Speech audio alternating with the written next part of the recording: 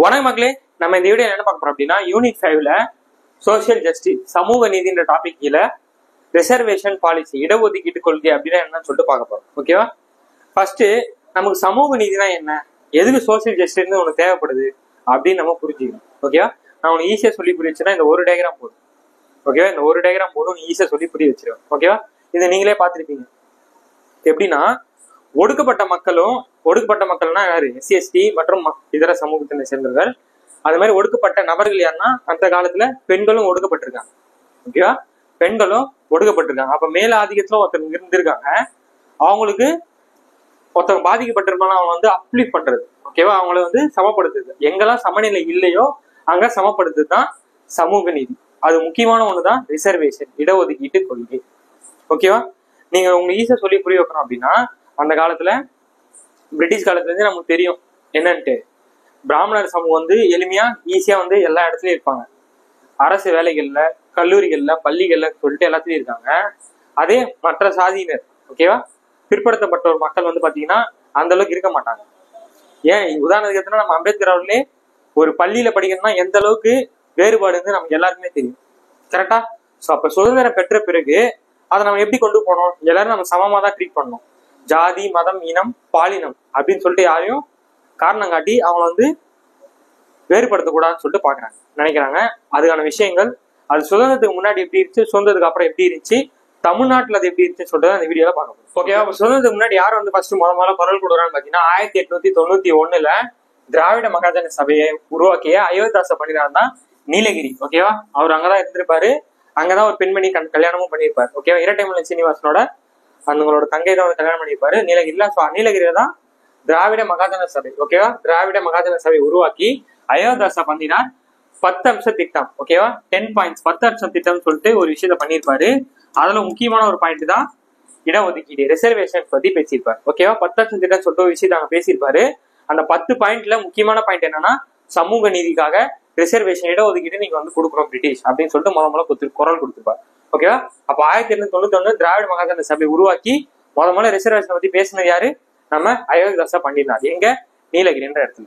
இப்ப அடுத்து என்ன நடக்குதுன்னா 1892 செங்கல்பட்டு கலெக்டர், அன்னைக்கு டேட்டுக்கு செங்கல்பட்டு கலெக்டரா இருக்கக்கூடிய திரமங்கர், ஓகேவா, திரமங்கர்ன்ற ஒரு நபர் தான் என்ன பண்றாங்கன்னா பிரிட்டிஷ், இங்க பாருங்க திரமங்கர், நீங்க என்ன பண்ணுங்கன்னா போங்க தமிழ்நாட்டுல போய் பாருங்க. ஓகேவா? எஸ்சி எஸ்டி மக்கள், அதாவது ஒடுக்கப்பட்ட மக்கள், பிற்படுத்தப்பட்ட மக்களுக்கு நிலங்கள் இருக்கா இல்லையா அப்படின்னு போய் செக் பண்ணுங்க அப்படின்னு சொல்லிட்டு அனுப்பிச்சு விடுறாங்க. ஓகேவா? யாருக்கிட்ட? இந்த திரமங்கர் செங்கல்பட்டு கலெக்டர் கிட்ட தமிழ்நாடு ஃபுல்லா போய் பாருங்க.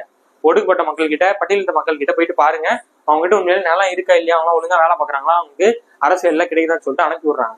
அவர் போயிட்டு ஆய்வு நடத்திட்டு ரிப்போர்ட் பண்றாரு பிரிட்டிஷ் கிட்ட. என்ன சொல்றாங்க அப்படின்னா, ஆமாங்க உண்மையாவே அவங்களுக்கு நிலங்கள் கிடையாது, அவங்க கிட்ட நிலங்கள் இல்ல, அவங்க நம்ம நிலங்கள் பட்டா போட்டு கொடுக்கணும் அப்படின்ற விஷயத்த இவர் கொடுக்குறாரு. யாரு? திரமங்கர், செங்கல்பட்டு கலெக்டரா இருக்கக்கூடிய திரமங்கர் 1892 இந்த விஷயத்த சொல்றாங்க. சோ அதுக்காக பிரிட்டிஷ் என்ன பண்றாங்க அப்படின்னா 12 லட்சம் ஏக்கர், ஓகேவா, 12 லட்சம் ஏக்கர், அது பஞ்சம நிலம் சொல்லுவாங்க. ஓகேவா? ஒடுக்கப்பட்ட மக்களுக்கு அந்த இடத்துல கொடுத்து பஞ்சம நிலம் சொல்லிட்டு சொல்லுவாங்க. யாரோட அறிக்கையின் பேர்ல கொடுக்குறாங்க? செங்கல்பட்டு கலெக்டருடைய திரமங்கரோட அறிக்கையின் காரணமாக 12 லட்சம் ஏக்கர் பஞ்சம நிலம் சொல்லிட்டு பிற்படுத்த மக்களுக்கு கொடுக்குறாங்க. ஓகேவா? பட்டியலிட்ட மக்களுக்கு நமக்கு பஞ்சம நிலம்ன்ற பேர்ல 12 லட்சம் ஏக்கர் கொடுக்குறாங்க. ஓகேவா? முதல்ல பேசினது யாரு? 1891 திராவிட மகாஜன சபையில அயோத்திதாச ஃபர்ஸ்ட் பேசுறாரு. செகண்ட் செங்கல்பட்டு கலெக்டருடைய திரமங்கர் ஒரு ஆய்வு மேற்கொண்டு ரிப்போர்ட் கொடுக்குறாரு. அந்த ரிப்போர்ட் ஏற்று பிரிட்டிஷ் என்ன பண்றாங்க, 12 லட்சம் ஏக்கர் பஞ்சம நிலம் சொல்லிட்டு ஒடுக்கப்பட்ட மக்களுக்கு அது கொடுக்குறாங்க. ஓகேவா? இது ரெண்டாவது விஷயம். மூணாவது என்ன நடக்குதுன்னா நீதிபதி சங்கரன் நாயர், ஓகேவா, ஜஸ்டிஸ் சங்கரன் நாயர் என்ன பண்றாருன்னா சாதிவாரி இடஒதுக்கீடு நீங்க கொடுத்தே ஆகணும் அப்படின்னு சொல்றாரு. ஓகேவா? நீங்க கண்டிப்பா கேஸ்ட் பேஸ்ட் ரிசர்வேஷன் நீங்க கொடுத்தே ஆகணும், ஓகேவா, இடஒதுக்கீடு நீங்க கொடுத்தே ஆகணும் சொல்லிட்டு பிரிட்டிஷ் கிட்ட ஒரு அழுத்தத்தை ஏற்படுத்துறாரு. இவர் எப்ப சொல்றாரு? 1905. ஒண்ணும் கிடையாது, நம்ம அயோத்திதாச பண்டிதர் சொல்லியிருப்பாரு. அது இன்னும் அழுத்தமா ஒரு 10 வருஷம் கழிச்சு சொல்லியிருக்காரு. யாரு? நீதிபதி சங்கரன் நாயர். சாதிவாரி இடஒதுக்கீடு நீங்க கண்டிப்பா கொடுத்தே ஆகணும். எங்கெங்க? ஸ்கூல்ல, காலேஜஸ்ல, கவர்மெண்ட் ஜாப்ல சொல்லிட்டு நீங்க கண்டிப்பா கொடுத்தே ஆகணும்னு சொல்லிட்டு சொன்னது யாரு? 1905 ஜஸ்டிஸ் சங்கரன் நாயர் சொல்றாரு. ஓகேவா? இந்த மூணு விஷயம். நாலாவது விஷயம் என்ன நடக்குதுன்னா 1912 பிரிட்டிஷ் என்ன பண்றாங்கன்னா ராயல் ஆணையம் சொல்லிட்டு ஒரு ஆணையத்தை போடுறாங்க. ஓகேவா? ராயல் கமிஷன் சொல்லிட்டு ஒரு கமிஷன் போடுறாங்க. இது பப்ளிக் சர்வீஸ் கமிஷன் எல்லாம் போய் பாருங்க, எல்லாரும் ஒழுங்கா வேலை பாக்குறாங்க. இவங்க நிறைய விஷயம் பண்ணியிருப்பாங்க. நம்ம இந்த டாபிக்ல என்ன பத்தி பார்ப்போம்னா ரிசர்வேஷனை பத்தி கரெக்டா வந்து பார்க்க போறோம். உண்மையாலே வந்து இந்த வேலைகள்லாம் வந்து பிராமணர் சமூகம் தான் அதிகமாக வேலை பார்க்குறாங்களா, மற்ற சமூகத்தினர் வந்து வேலை பார்க்குறாங்களா இல்லையா அப்படின்னு சொல்லிட்டு செக் பண்ணிட்டு வாங்கன்னு சொல்லிட்டு ஒரு கமிஷனை போடுவாங்க. பிரிட்டிஷ் அந்த கமிஷன் தான் ராயல் ஆணையம். ஓகேவா? பப்ளிக் சர்வீஸ் கமிஷன்ல ஒழுங்கா வேலை பார்க்குறாங்களா, ஊதியம்லாம் கரெக்டா போதும், நிறைய விஷயம் பண்ணியிருப்பாங்க. அதுல ரொம்ப முக்கியமான விஷயம் நமக்கு இந்த டாபிக்ல அந்த பப்ளிக் சர்வீஸ் கமிஷன் தான் கவர்மெண்ட் ஜாப்ஸ்ல வந்து பிராமணர் மட்டும்தான் இருக்காங்களா இல்ல மற்ற சாதனை இருக்காங்களா இல்லையா சொல்லிட்டு செக் பண்ணணும்னு சொல்லுவாங்க. இவங்க போய் ஆய்வு மேற்கொண்டிருப்பாங்க. ஆய்வு மேற்கொண்டு 1917 ரிப்போர்ட் சப்மிட் பண்ணிருப்பாங்க. ஓகேவா? அறிக்கை சப்மிட் பண்ணிருப்பாங்க. ஓகேவா? ரிப்போர்ட் வந்து 1917 ரிப்போர்ட் சப்மிட் பண்ணிருப்பாங்க. என்ன சொல்றாங்கன்னா, இடஒதுக்கீடுன்றது ஒண்ணு தேவைதான். ஆமா பிரிட்டிஷ், நீங்க சொன்ன மாதிரி முக்கியமான எல்லா அரசு துறைகள்லயும், அதான் பிரிட்டிஷ் அந்த டைம்ல கவர்மெண்ட் ஜாப்ஸ்ல மோஸ்ட்லி பிராமின்ஸ் தான் இருக்காங்க, மற்ற சாதியினர் கிடையாது. அப்ப நம்ம வந்து ரிசர்வேஷன் ஒரு விஷயம் வந்து நம்ம கொடுக்கணும் அப்படின்னு சொன்னது யாரு? ராயல் ஆணையம். ஓகே, ராயல் கமிஷன் வந்து இந்த ரிப்போர்ட் வந்து அறிக்கையை வந்து சமர்ப்பிக்கிறாங்க. ஆனா இது வந்து பிரிட்டிஷ் வந்து அந்த அளவுக்கு பெருசா கண்டுக்கல. உங்களுக்கே தெரியும், நம்ம ஃபர்ஸ்ட் வேர்ல்டு வார் 1914 இருந்து 1918 வரைக்கும் நமக்கு ரொம்ப பிஸியா இருந்திருப்பாங்க பிரிட்டிஷ். ஓகே, 1914 இருந்து 1918 வரைக்கும் வேர்ல்டு வார்ல ரொம்ப பிஸியா இருந்ததுனால இந்த ராயல் ஆணையம் சொன்ன விஷயத்த அவங்க பெருசா எடுத்துருக்க மாட்டாங்க. ஓகேவா? சோ நமக்கு இதுல இருந்து என்னென்ன தெரியுது? ஃபர்ஸ்ட் பாயிண்ட், 1983 திராவிட மகாஜன சபையில ஆயுதரச பண்ணினார் 10 அம்ச திட்டத்துல ரிசர்வேஷன் பத்தி பேசியிருப்பாரு. செங்கல்பட்டு கலெக்டர் திரமங்கர் வந்து 12 லட்சம் ஏக்கர் வந்து பஞ்சமண்டலம் சொல்லிட்டு வாங்கி கொடுத்தது அவர் மிக முக்கியமான பங்கு. அதுவே நீதிபதி சங்கர நாயர் என்ன சொல்றாரு? சாதிவாதிகள் கூட கண்டிப்பா வேணும்னு சொல்லிட்டு 1905 வந்து சொல்றாரு. ராயல் ஆணையமும் அததான் சொல்லுது. ஓகேவா? ராயல் ஆணையம் போட்டது 1912, அறிக்கை கொடுத்து 1915. ஓகேவா? சோ நெக்ஸ்ட் போயிடலாமா? ஓகே, இப்ப நான் நெக்ஸ்ட் என்ன பார்க்க போறேன்னா, நமக்கு 1920 நீதி கட்சி உருவாச்சுன்னு சொல்லிட்டு தெரியும். ஓகேவா? எலெக்ஷன் வந்திருக்கும். அந்த எலெக்ஷன் கூட காங்கிரஸ் வந்து நின்று இருக்காது. ஓகேவா? அவங்க விலகி இருப்பாங்க. சோ முதல்ல ஆட்சி புரிகிற நீதி கட்சி, அந்த கட்சியினோட சிஎம் இருக்கக்கூடிய சுப்பராயலு ரெட்டி. ஓகேவா? முதல் சிஎம் இவர் தான் தமிழ்நாட்டோட முதல் சிஎம். நீதி கட்சியோட ஃபர்ஸ்ட் சிஎம் இவர் தான். சுப்பராயலு ரெட்டி என்ன பண்றாரு அப்படின்னா 1921 மற்றும் 22, ஓகேவா, 1921, 22 என்ன பண்றாருன்னா, பிராமணர் அல்லாதவர், ஓகேவா, பிராமின்ஸ்க்கு அல்லாதவர்களுக்கு வந்து என்ன பண்றாங்கன்னா இடஒதுக்கீடு கொடுக்க போறோம் அப்படின்னு சொல்லிட்டு ஒரு ஜீவோ வந்து பாஸ் பண்றாரு. சட்டம் கிடையாதுங்க, ஒரு அறிக்கை. ஓகேவா? கவர்மெண்ட் சீல் போட்டு ஒரு அறிக்கை தான் ரிலீஸ் பண்றாங்க. அது அந்த அளவுக்கு பவர்ஃபுல் கிடையாது. ஓகேவா? ஆனா அந்த டைம்ல அறிக்கை வந்து ரிலீஸ் பண்றாரு யாரு? 1920 நீதி கட்சி ஆட்சி புரியுது தமிழ்நாட்டுல. அப்ப அந்த டைம் அவரோட சிஎம் யாரு? சுப்பராயலு ரெட்டி. அவர் என்ன பண்ணாரு? 1921 மற்றும் 22 பிராமண அல்லாத சமூகத்திற்கு இடஒதுக்கீடுன்றது வழங்க போறோம் அப்படின்னு சொல்லிட்டு ஒரு ஜியோ அப்படி வந்து பாஸ் பண்றாரு. ஓகேவா? அந்த அளவுக்கு அது பெருசா இருக்கு. அது ஏன்னா சட்டமா போட்டாதான் அது இருக்கும். சட்டமா போல ஒரு ஜியோ தான் பாஸ் பண்றாங்க. ஸோ இது பெரிய அளவுல போயிருக்குது. ஆனா அந்த விஷயத்தை ஒரு ஸ்டார்ட் பண்ணி இனிஷியேட்டிவ் பண்ணியிருப்பாரு. ஓகே, ஸோ அடுத்து என்னன்னா, இதான் ரொம்ப ரொம்ப முக்கியமானது. ஓகேவா? இதான் ரொம்ப ரொம்ப முக்கியமானது, சுப்பராயன் ஆட்சி. ஓகேவா? சுப்பராயன் உங்களுக்கு யாரும் தெரியும். சுப்பராயன் சுயராஜ் பார்ட்டி, இருக்குல்ல, சுயராஜ கட்சி வந்து வின் பண்ணிருக்கோம். 1926 தேர்தலில் சுயராஜ் கட்சி வந்து வின் பண்ணிருக்கோம். சுயராஜ் கட்சி வந்து என்னன்னா, பின்னால காங்கிரஸ் கூட சேர்ந்ததுனால நாங்க வந்து வின் பண்ண மாட்டோம் அப்படின்னு சொல்லிட்டு இவரை கை காமிச்சு, நீங்க வந்து சிஎம் ஆயிடுன்னு சொல்லிட்டு இவரை கை காமிச்சிருக்கு. இவர் சுயேட்சை வேட்பாளராக இருந்திருப்பாரு. இவர் வின் பண்ணிருப்பாரு. என்ன நடக்குதுன்னா, 1928 அன்னைக்கு டேட் வந்து யாருன்னு பாத்தீங்கன்னா முத்தையா முதலியார் அப்படின்ற ஒரு நபர் தான் என்ன பண்றாரு, இந்த தமிழ்நாட்டுக்குன்னு சொல்லிட்டு என்ன பண்றாருன்னா தமிழ்நாட்டு இடஒதுக்கீட்டு கொள்கை. ஓகேவா? தமிழ்நாட்டு இடஒதுக்கீட்டு கொள்கைன்னு சொல்லிட்டு SC ST மற்றும் BCன்னு சொல்லிட்டு ரிசர்வேஷன் கொடுக்குறாரு. ஓகேவா? இடஒதுக்கீடு பண்றாங்க. ரொம்ப ரொம்ப முக்கியமானதுங்க. 1928 சுப்பராயன் ஆட்சி, அதாவது சுயராஜ கட்சியோட சிஎம் இருக்கக்கூடிய சுப்பராயன் ஆட்சியில முத்தையா முதலியார் என்ன பண்றாரு?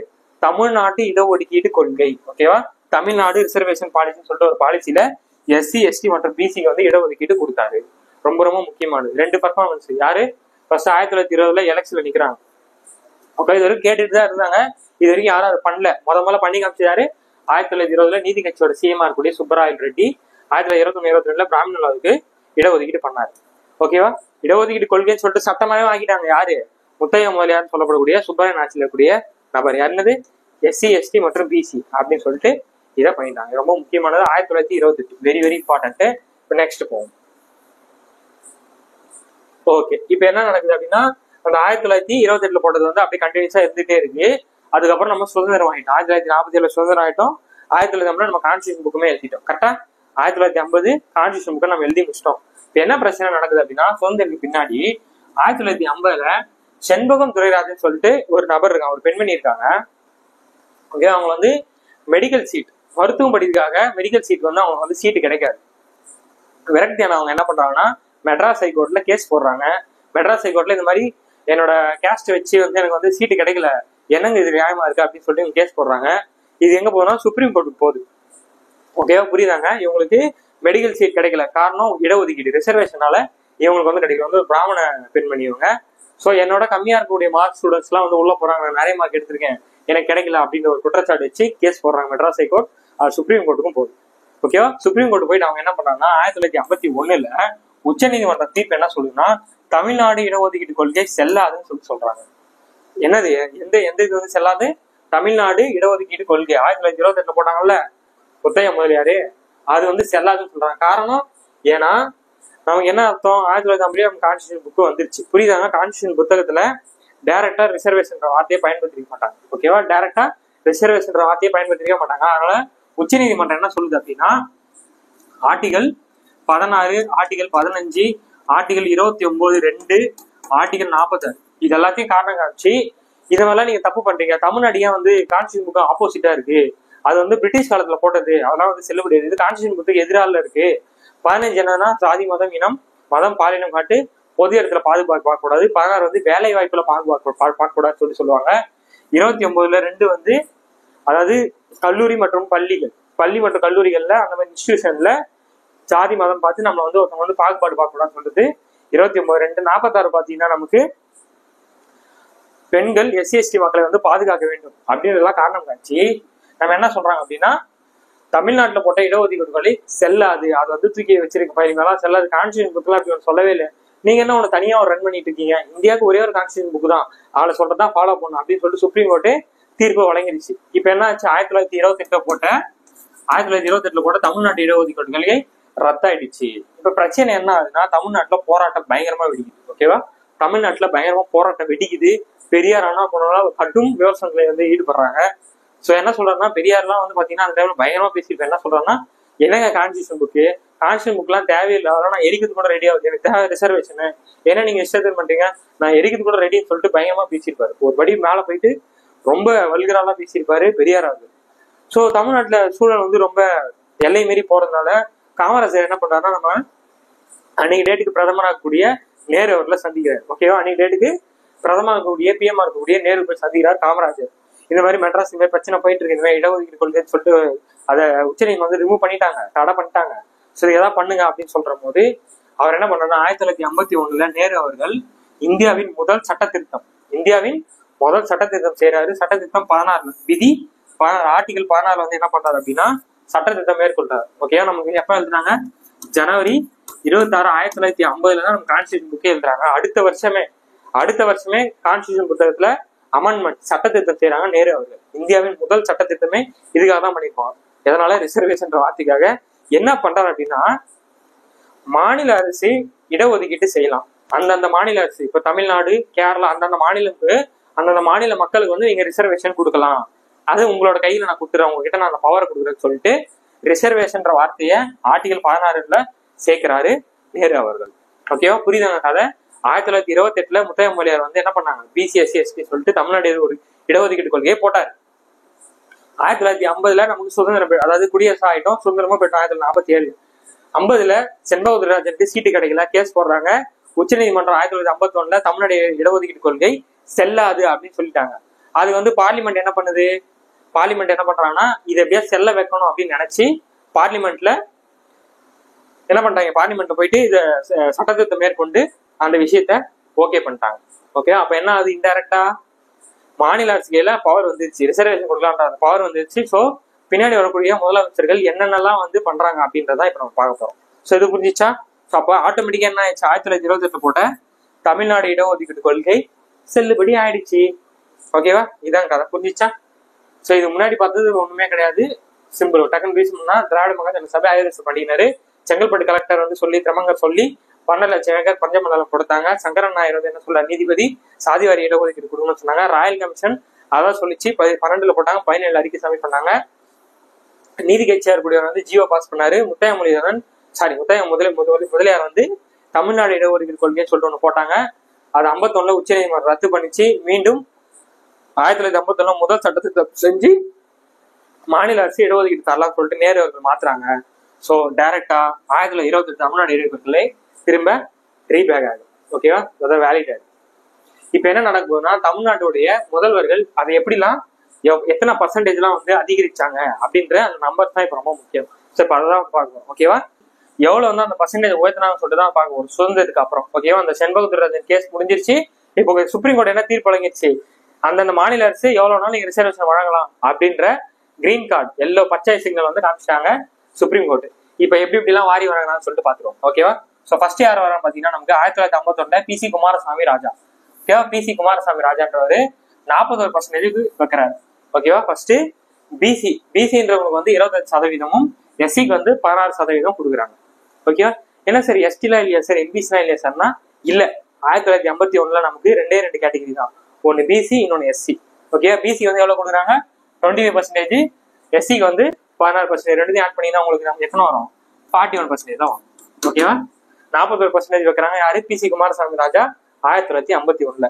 அதுக்கு பின்னாடி வர்றது யாருன்னு பாத்தீங்கன்னா கலைஞர் அவர்கள் வர்றாரு. ஓகேவா, கலைஞர் அவர்கள் என்ன பண்றாருன்னா ஒரு குழு ஒண்ணு போடுறாரு, ஒரு கமிட்டி ஒண்ணு போடுறாங்க. ஓகே, அந்த கமிட்டில என்ன சொல்றாங்க அப்படின்னா, இப்ப சட்டநாதன் சொல்லிட்டு ஒரு நபர் சட்டநாதன் குழு கிட்ட சொல்றாங்க 1971 இப்ப இந்த மாதிரி ரிசர்வேஷன் இடஒதுக்கீடு வந்து நம்ம எப்படி கொடுக்கலாம், யார் யாருக்கு எவ்வளவு பர்சன்டேஜ் கொடுக்கலாம் அப்படின்னு சொல்லிட்டு நீங்க ஒரு அறிக்கையை சப்மிட் பண்ணுங்க அப்படின்னு சொல்லிட்டு 1971 சட்டநாதன் குழுன்னு சொல்லிட்டு ஒரு குழு போடுறாங்க. அந்த குழு வந்து ஒரு பரிந்துரை கொடுக்குது, ரெக்கமெண்டேஷன் கொடுக்குது. என்ன சொல்றாங்க அப்படின்னு பாத்தீங்கன்னா, சார் பிசி வந்து 25% இருக்கு, அது என்ன பண்ணீங்கன்னா 31% உயர்த்துங்க. ஓகேவா, 25% இருக்கு, 31% உயர்த்துங்க. எஸ்சி பாத்தீங்கன்னா உங்களுக்கு வந்து 16% இருக்கு, அதை வந்து 18% மாத்துங்க அப்படின்னு சொல்லிட்டு பரிந்துரை கொடுக்குறாங்க, ரெக்கமெண்டேஷன் கொடுக்குறாங்க சட்டநாதன் குழு. இந்த சட்டநாதன் குழு அறிக்கையை ஏற்றுக்கிட்டு கலைஞர் அவர்கள் என்ன பண்ணாரு 1971 அதை உயர்த்துறாரு. ஓகே, இப்ப பண்ணிட்டா போச்சு, ஒன்னும் பிரச்சனை இல்லையே, சூப்பரா இருக்கே அப்படின்னு சொல்லிட்டு 25% 31% ஆகும், 16% 48% மாத்தி என்ன பண்றாரு 49% வந்து நிறுத்துறாரு. ஓகேவா, எப்ப ஃபர்ஸ்ட் 41% PC குமாரசாமி ராஜா வச்சாரு. கலைஞர் அவர்கள் என்ன பண்றாங்க ஒரு குழு போடுறாரு, கமிட்டி ஒண்ணு போடுறாங்க, சட்டநாதன் குழு 1971. அந்த குழு பரிந்துரை பேர்ல பிசி வந்து 31% உயர்த்துறாங்க, எஸ்சி வந்து 18% உயர்த்துறாங்க. இப்ப எவ்வளவு இருக்கு 41% இருக்கு. இது புரிஞ்சிச்சா? இப்ப அடுத்து யார் வர பாத்தீங்கன்னா நமது எம்ஜிஆர் அவர்கள் வர்றாரு. ஓகேவா, எம்ஜிஆருக்கு அது ரொம்ப சூப்பரா இருக்கு. என்னன்னா அவர் வந்து கட்சியை நமக்கு 1972 ஆரம்பிப்பார்.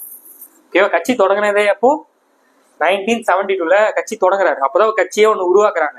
ஓகே, அதிமுகன்னு சொல்லிட்டு கட்சி ஆரம்பிச்ச 5 வருஷத்துல 1977 சிஎம் ஆயிடுவாரு எம்ஜிஆர் அவர்கள். ஓகேவா, கட்சி ஆரம்பிச்சு வெறும் 5 வருஷத்துலயே தமிழ்நாட்டோட சிஎம் மாறிடுவாரு எம்ஜிஆர் அவர்கள்.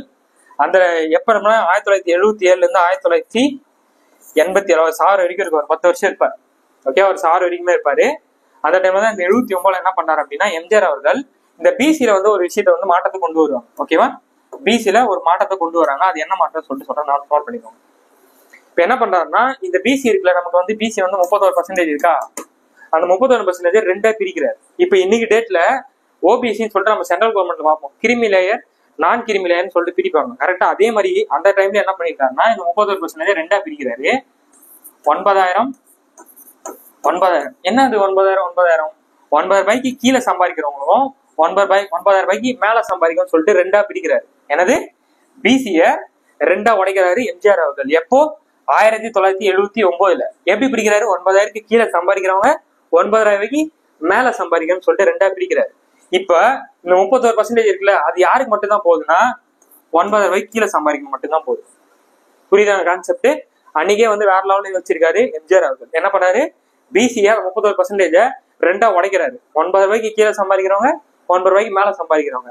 நீங்க தான் 9000 ரூபாய்க்கு மேல சம்பாதிக்கிறீங்களா, அப்ப நீங்க பொருளாதார அடிப்படையில எக்கனாமிக்ஸ் அளவுல நல்லா சம்பாதிக்கிறீங்க, அப்ப நல்லா தானே வளர்றீங்க, உங்களுக்கு எதுக்கு இட ஒதுக்கீடு அப்படின்னு யோசிச்சு யார் 9000 ரூபாய்க்கு கீழே எக்கனாமிக்ல கம்மியா வீக்கர் செக்ஷரா இருக்காங்களோ அவங்களுக்கு தான் நம்ம கொடுக்கணும் அப்படின்னு யோசிச்சு இந்த விஷயத்த வந்து கொடுக்குறாங்க எம்ஜிஆர் அவர்கள். 31% 9000 ரூபாய்க்கு கீழே இருக்கவங்க கொடுக்குறாரு. எப்போ 1929 இடஒதுக்கீடு கொள்கையில சின்ன மாற்றத்தை கொண்டு வர்றாரு. இது என்ன ஒரு பிரச்சனை ஏற்படுத்துதுன்னா, டிஎம்கே வந்து என்ன பண்றாங்கன்னா, இவர் தான் கட்சி ஆரம்பிச்ச 5 வருஷத்துல சிஎம் ஆயிட்டார்ல, சும்மா விடுவாங்க டிஎம்கே, புடிச்சிட்டாங்க ஒரு லாக்கு கிடைச்சதுல ஒரு பாயிண்ட் அப்படின்னு சொல்லிட்டு இந்த விஷயத்த வேற லெவலில் பிரச்சாரம் பண்ணியிருப்பாங்க டிஎம்கே. சோ இதன் விளைவு என்ன நடக்குதுன்னு பாத்தீங்க அப்படின்னா, இதன் விளைவு என்னன்னா 1980 வந்து நமக்கு எம்பி எலெக்ஷன் நடக்கும். ஓகே, அதான் பிரதமர் எலெக்ஷன் நடக்குது. அந்த பிரதமர் எலெக்ஷன்ல எம்ஜிஆர் அவர்கள் மிகப்பெரிய அடி வாங்குவார். சிஎம் எலெக்ஷன் இல்ல, பிஎம் எலெக்ஷன் தான். ஓகேவா, பிரதமர் எலெக்ஷன்ல மிகப்பெரிய அடி வாங்குறாரு எம்ஜிஆர் அவர்கள். புரியுதாங்க கதை? 41%, 49% தலைவர் என்ட்ரி, எம்ஜிஆர் என்ட்ரி ஆகுறாரு. 79 பிசிஏ 2 வந்து பிரிக்கிறாரு. 9000 மேல 9000 ரூபாய்க்கு கீழே அப்படி பிரிக்கிறாரு. டிஎம்கே அது மிகப்பெரிய பிரச்சாரம் ஆகுது. 1980 எம்பி எலெக்ஷன்ல மிகப்பெரிய அடி வாங்கினார் எம்ஜிஆர் அவர்கள். இப்ப எம்ஜிஆர் யோசிக்கிறார் என்ன பண்றது அப்படின்னு சொல்லிட்டு யோசிக்கிறார். இப்ப அடுத்து வந்து எம்பி எலெக்ஷன்ல இப்ப அடி வாங்குறோம்னா அடுத்து சிஎம் எலெக்ஷன்ல என்ன ஆகும் அப்படின்னு சொல்லிட்டு யோசிக்கிறாரு. ஸோ இப்ப என்ன நடக்குதுன்னு மட்டும் பாருங்க. இப்ப எத்தனை பர்சன்டேஜ்? 41%, 49% பக்காவா இருக்கா? இப்ப பாருங்க இது இப்ப எங்க எகிற போது மட்டும் பாருங்க. பாத்தீங்களா இப்ப எங்க எம்ஜிஆர் அவர்கள் என்ன பண்ணாங்கன்னா 1980 அடுத்த வருஷமே பிசி வந்து 50% உயர்த்தி விட்டார். நல்லா பாருங்க, நம்பரை பாருங்க. 31% இருந்து பிசியை 50% உயர்த்தி விட்டாரு. 31க்கும் 50க்கும் எங்க இருக்கு பாருங்க, தூக்கி ஒரு போடா போட்டாரு. ஓகேவா? அது மாதிரி எஸ்சி எஸ்டி சொல்லிட்டு பிரிச்சிருப்பாங்க. இது நான் சொல்ல மாட்டேன். கலைஞர் அவர்கள் வந்து எஸ்சி எஸ்டி சொல்லிட்டு பிரிச்சிருப்பாங்க. 2 பேருக்கும் பிரிச்சு 18 போட்டிருப்பாங்க. அதான் எஸ்சி எஸ்டி 18, பிசியை வந்து 50% உயர்த்திருப்பாங்க. ஓகேவா? என்னையாடா தோக்கடிக்க பாக்குறீங்க அப்படின்ட்டு போட்டார ஒரே போட்டாரு. எங்க வந்து நிறுத்திருக்கு பாத்தீங்கன்னா, நமக்கு பாத்தீங்கன்னா இப்ப தமிழ்நாட்டுல அன்னைக்கு ரேட்டுக்கு எத்தனை வந்திருக்கு? 68% வந்து நிறுத்திட்டாரு. ஓகேவா? 68% வந்து நிறுத்திருக்காரு எம்ஜிஆர் அவர்கள். எப்போ? 1980 68% வந்து நிறுத்திட்டாரு. இந்த டைம்ல என்ன நடக்குது அப்படின்னா, பிராமண சமுத்திரம், அதாவது பிராமின்ஸ் இருக்காங்கல்ல, அவங்க என்ன பண்றாங்கன்னா எம்ஜிஆர் கிட்ட கோரிக்கை வைக்கிறாங்க. அப்ப நாங்களாம் என்ன பண்றது? ஜெனரல் கேட்டகரியில தான் நாங்களாம் வரணுமா? அப்ப நாங்களாம் முன்னாடியே கூடாதா அப்படின்னு சொல்லிட்டு சொல்றாங்க. சோ அதனால என்ன பண்றாங்கன்னா எம்ஜிஆர் அவங்களோட கோரிக்கையை ஏற்று ஒரு குழு ஒண்ணு போடுறாரு. எப்ப? 1982 வந்து ஒரு குழு போறாரு. அம்பா சங்கர் அப்படின்னு சொல்லிட்டு ஆணையத்தை போறாரு. எப்ப அந்த பிராமின்ஸ் எல்லாமே சொல்றாங்க, நம்ம இது மாதிரி கொடுத்தேன்னா தப்பா கரெக்டா அப்படின்னு செக் பண்ணுங்க அப்படின்னு சொல்லிட்டு ஒரு ஆணையத்தை போட்டார். ஒரு கமிஷனை போறாரு. என்னது? அம்பாசங்கர் கமிஷன். எம்ஜிஆர் போறாரு 1982. அவர் போயிட்டு செக் பண்றாங்க. செக் பண்ணிட்டு வந்தா அப்படிலாம் ஒண்ணும் இல்லை, நம்ம கொடுத்து கரெக்டா தான், சூப்பரா இருக்கு சார் அப்படின்ட்டாரு. எம்ஜிஆர் அவர்களும் எந்த மறுப்பும் கொடுக்காம அப்ப இது ஓகே தான் அப்படின்னு சொல்லிட்டு ஓகே பண்ணிடுவாங்க. அப்ப என்ன நடக்குது? பிரச்சாரத்துல நல்லா பாத்துக்கோங்க, நம்ம தாங்க ரொம்ப முக்கியம். நம்ம மொத்தமா எத்தனை இருக்கு? 49 இருந்து 68 ஏற்றி விட்டுருவாரு எம்ஜிஆர் அவர்கள் தான். மிகப்பெரிய வேலையை பார்ப்பாரு எம்ஜிஆர் அவர்கள். ஓகேவா? சோ அந்த குழு என்ன சொல்லிச்சு, எந்த பிரச்சனையும் இல்லை, பக்காவா இருக்கு அப்படின்னு. 68% நிற்கும். இது தமிழ்நாடோட ரிசர்வேஷன். ஓகேவா? எப்போ? 1980. இப்ப அடுத்து யார் வர்றாருன்னா 1989 கலைஞர் அவர்கள் வராரு. கலைஞர் அவர்கள் 89% மாத்துறாங்க. என்ன சரிங்க, வெறும் பிசி இருந்துச்சு, இங்க எஸ்சி எஸ்டி இருக்கு, இங்க திடீர்னு 4 மாறிடுச்சு அப்படின்னா இங்கதான் ஒரு விஷயம் நடக்குது. என்ன அப்படின்னா 1987 ஓகேவா, வன்னியர் சமூகம் வந்து என்ன பண்றாங்கன்னா மிகப்பெரிய போராட்டத்துல ஈடுபடுறாங்க. ஓகேவா? வன்னியர் சமூகம் மிகப்பெரிய போராட்டத்துல ஈடுபடுறாங்க. சோ அந்த தாக்கத்தின் அழுத்தத்தின் பேர்ல என்ன பண்றாருன்னா எம்ஜிஆர் அவர்கள் அவங்களோட கோரிக்கை என்ன இருக்குன்னா, இந்த பிசி இருக்குல்ல, அந்த பிசில வந்து எங்களோட எண்ணிக்கை தான் அதிகமா இருக்கு, எங்களை வந்து பிரிச்சு விடுங்க அப்படின்ற மாதிரி கோரிக்கை வைக்கிறாங்க. சோ அந்த கோரிக்கை ஏற்று அழுத்தத்தின் பேர்ல 1989 கலைஞர் அவர்கள் என்ன பண்றாருன்னா இந்த பிசியை 2ஆ உடைக்கிறாரு. எப்படி? பிசியை வந்து 2ஆ உடைக்கிறாரு. என்ன பண்றாருன்னா எம்பிசி பிசி சொல்லி பிரிக்கிறாரு. பிசி வந்து 30% ஆகும், எம்பிசி வந்து 20% ஆகும் பிரிச்சிட்டாரு. ஓகே, எப்போ? 1989. அதே மாதிரி இங்க எஸ்சி எஸ்டி 18% இருக்குல்ல, அது எஸ்சிக்கு 18% ஆகும், எஸ்டிக்கு 1% ஆகும் பிரிச்சிட்டாரு. ஓகே, எம்ஜிஆர் 68 வச்சத இவர் 69 மாத்துறாரு. ஒரு சின்ன சேஞ்ச். என்னது? பிசி எம்பிசி எஸ்சி எஸ்டின்னு சொல்லிட்டு 4ஆ பிரிச்சிட்டாரு. ஓகேவா? அப்ப இன்னைக்கு டேட்டுமே 2025 வரைக்குமே நமக்கு 69% தான் இருக்கு. ஓகேவா? ஸோ 1989 69%. இது புரிஞ்சிச்சா? டக்குன்னு ஒரு விஷயம் பண்ணிடலாமா? ஃபர்ஸ்ட் குமாரசாமி ராஜா 41%, கலைஞர் கருணாநிதி 49%, 41 இருந்து 49 மாறுது. எம்ஜிஆர் அவர்கள் தூக்கி வச்சாரு. எங்க? 68% மாத்தி விட்டாரு 1980. அம்பாசங்கர் ஆணையம், அப்புறம் சட்டநாதன் குழு, ரொம்ப முக்கியமான ஆணையங்கள். அப்புறம் கலைஞர் அவர்கள் என்ன பண்ணாங்க? 69% மாத்தி விட்டார். இதாங்க ரொம்ப முக்கியம். இப்ப இன்னைக்கு டேட்ல இதுதான் நம்ம ஃபாலோ பண்ணிட்டு இருக்கோம். ஓகேவா? சோ இப்ப என்ன பிரச்சனைனா, ஜெயலலிதா அவர்களுக்கு மிகப்பெரிய ஒரு பிரச்சனை நடக்கும். என்ன பிரச்சனை அப்படின்னா, இப்ப நம்ம சென்ட்ரல் கவர்மெண்ட் பக்கம் கொஞ்சம் போயிட்டு வரணும். இப்ப கட் அடிச்சுட்டு அங்க போயிட்டு இங்க வந்தாதான் அது புரியும். ஓகேவா? அப்படியே கட் பண்ணி அங்க விட்டுருங்க. 1989 61% தமிழ்நாட்டில் இருக்கு.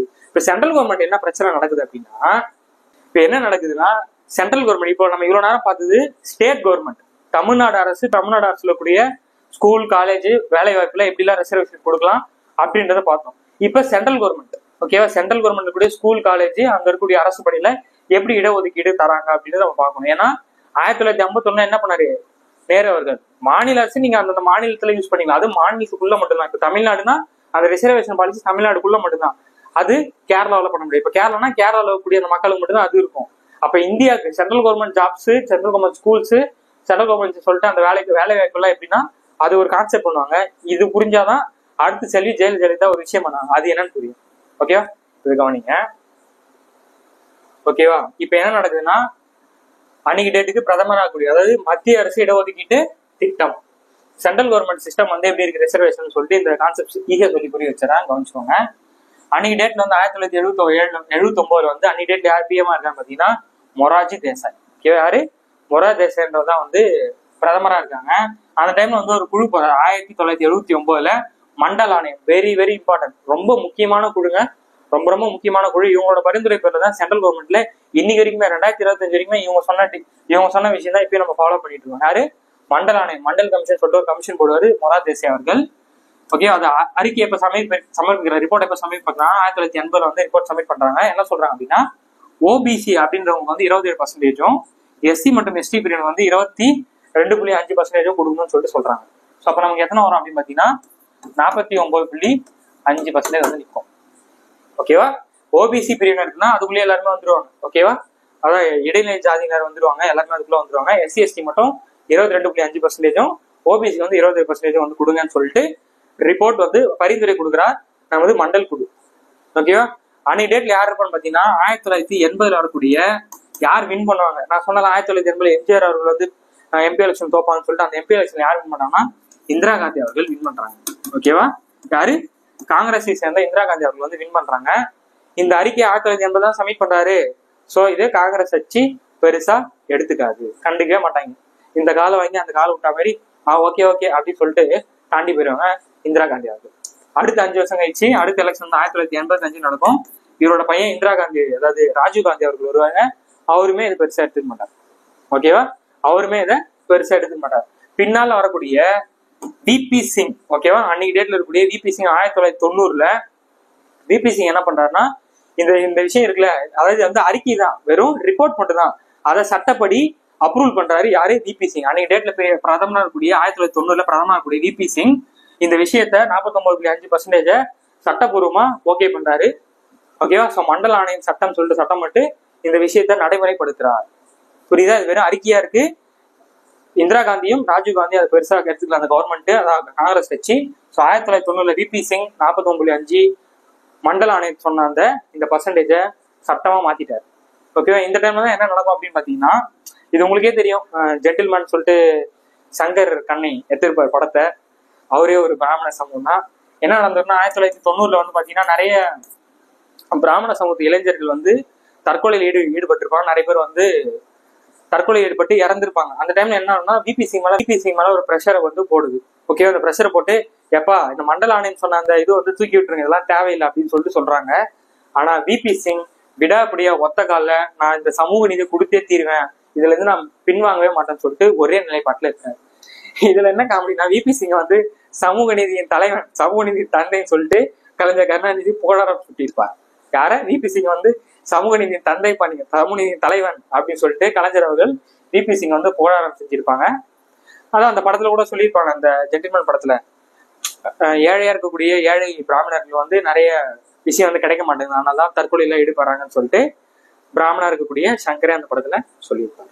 சரியா, சரி ஓகே, நம்ம அதுக்குள்ள போவோம்னா ஜஸ்ட் உங்க ஞாபகம் வச்சுக்காக சொன்னேன்.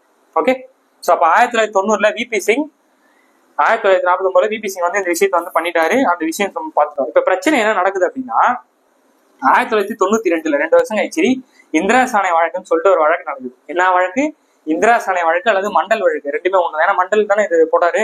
ஸோ மண்டல் வழக்கில் இந்திரா சாணை வழக்குன்னு சொல்லிட்டு ஒரு வழக்கு போடுறாங்க. சுப்ரீம் கோர்ட்ல கேஸ போட்டாங்க.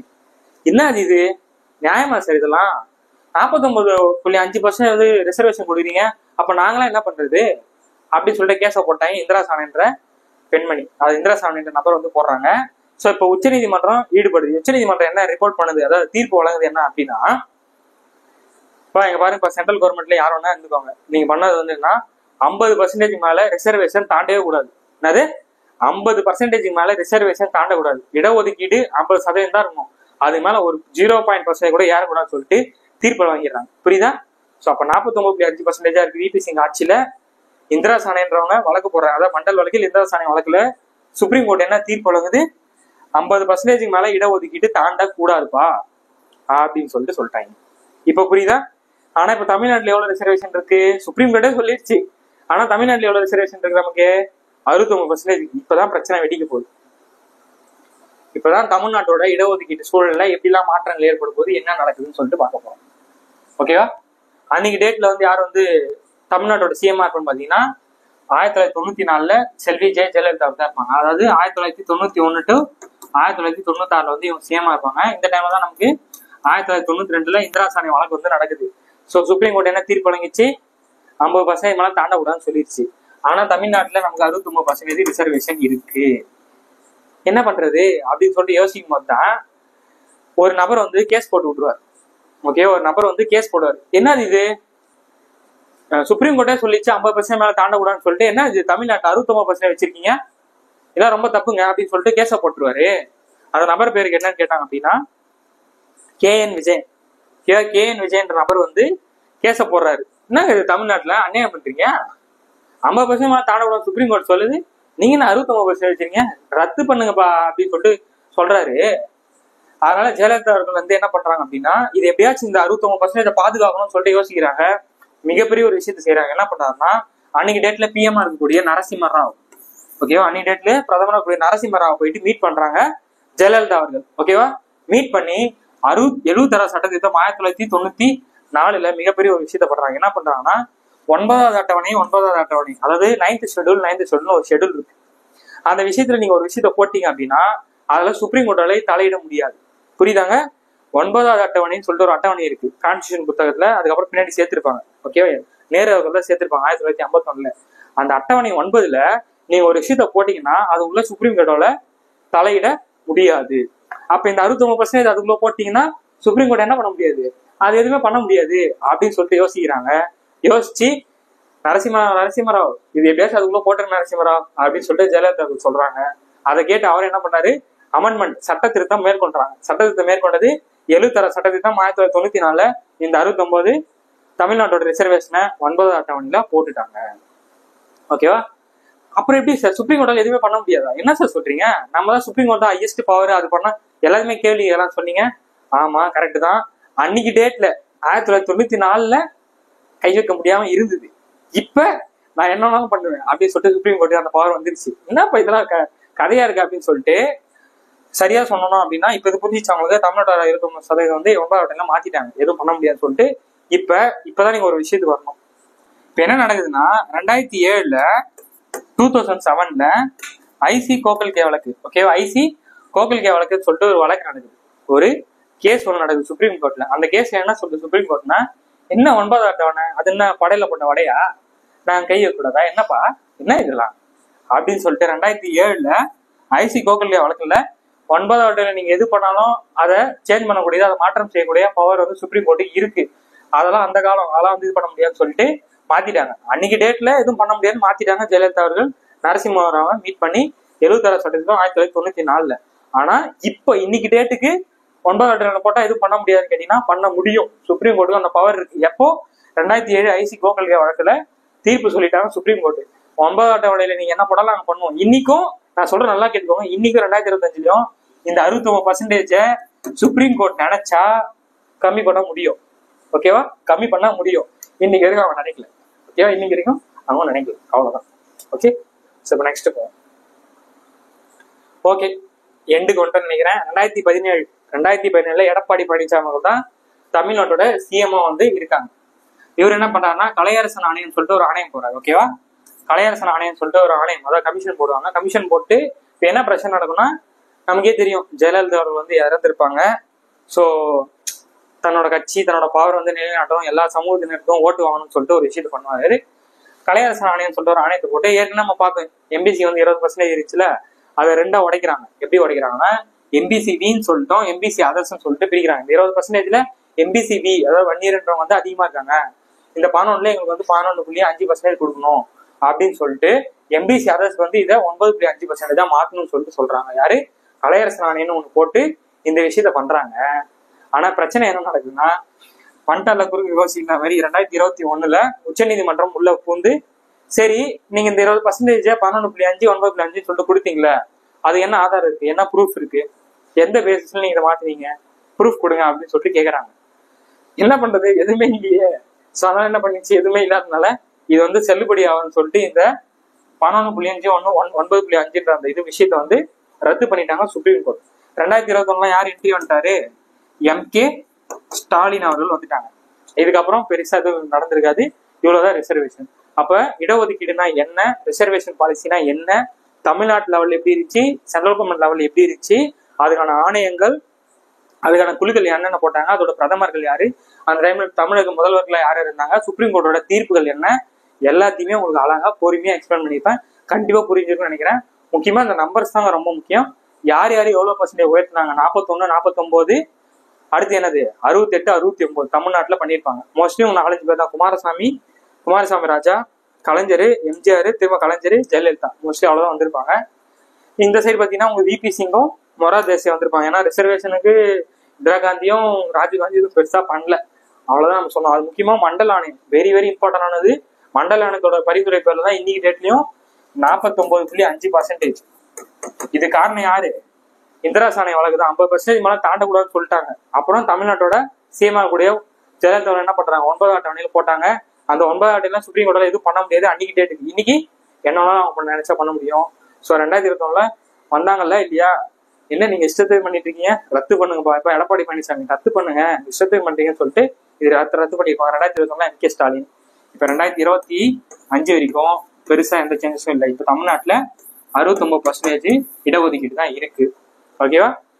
நம்ம சென்ட்ரல் கவர்மெண்ட் அதாவது சென்ட்ரல் கவர்மெண்ட்ல 49.5% ரிசர்வேஷன் தான் இருக்கு. ஓகேவா?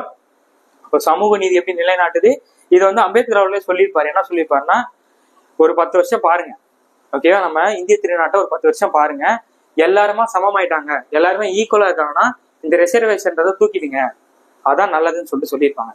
இன்னைக்கு டேட் 2025 வரைக்கும் ரிசர்வேஷன் தூக்கி இருக்காங்களா கவர்மெண்ட்?